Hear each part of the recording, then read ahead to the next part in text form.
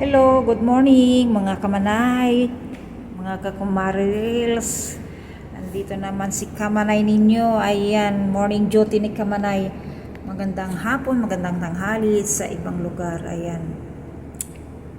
Ayan, nandito na si kamanay naman ninyo sa work. O, diba? Ayan, medyo may kilay at lipstick na si kamanay kasi start of promotion namin today. Kasi nga magna-national day na ngayon. So, isang linggo ang aming promotion yan. Kaya pagka nag-promotion, dinadayo ng mga client dito. Ayan, ang ano dito sa ibang bansa. Ayan mga kamanay. Habang wala pang client, nakapag content naman ako. Ayan, ready ko na rin ang aking mga gamit. Ayan, ang aking sarili. So, mamaya iipitan ko na yung buhok ko. Binagwag ko siya konti kasi nga basa pa. Pinatuyo-tuyo ko. Ayan o, kung may tubo na siya mga kamanay. Ito, rebanded pa yan nasa baba. Pinaputulan ko na ngayon kasi sobrang init dito eh. Sobrang maalinsangan pag nakawagwag ang buhok. Ayan, tumubo na yung natural hair ko. So, 1 year na kasing rebanded eh. Hindi na nasundan. Sa Pinas lang naman ako nagpapariband. Dito hindi ako nagpapariband kasi iba ang gamot dito. Medyo matapang. So, yung buhok natin, kunting lang naman ang buhok ng Pilipino, sumusunod agad yan. So, ayan mga kamanay, may itatali ko na yan. So, ayan, ready na tayo, diba mga kamanay? So, bawal kasi dito ang nakawagwag ang buhok habang may ginagawa sa client. Bawal ang cellphone, bawal ang headset, ayan, bawal ang maraming accessories sa katawan. Ayan, ang mga rules dito dapat ay sundin natin kasi nga dito tayo ay nagtatrabaho sa isang kumpanya. So, kailangan sumusunod tayo sa kanilang rules, di ba, mga kamanay? Kaya, tiyaga-tiyaga lang tayo mga kamanay, di ba?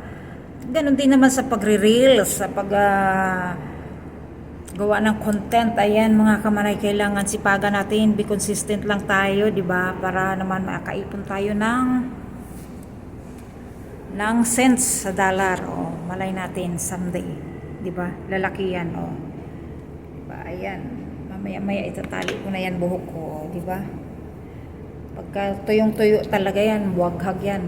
Para akong bruha. Kasi yan na yung tubo ng aking buhok ko. So, sobrang init pa rin dito mga kamanay kahit na papunta na sa sa winter. Sobrang init pa rin pagtanghali. Kaya kailangan nakatali ang buhok lagi rin. 'Di ba mga kamanay? Kaya tiyaga-tiyagaan lang natin mga kamanay pagka tayo sa pagre-reels para naman may tayo. Malibang-libang tayo at ma-enjoy, mawala yung mga stress. 'Di ba mga kamanay? Sa totoo lang ako dito nawala yung mga mga stress ko, yung mga iniisip na mga problema dahil sa reels na yan, sa TikTok, ayan. O, di ba?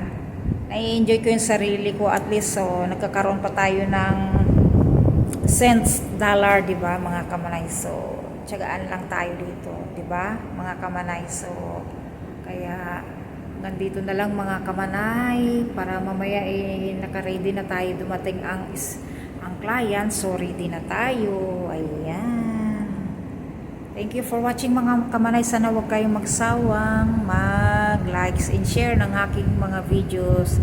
Kahit ni marunong magsayaw, kahit ni marunong magkimbot, ayan, sige lang, bira lang, di ba mga kamanay? Kaya thank you for watching. God bless all.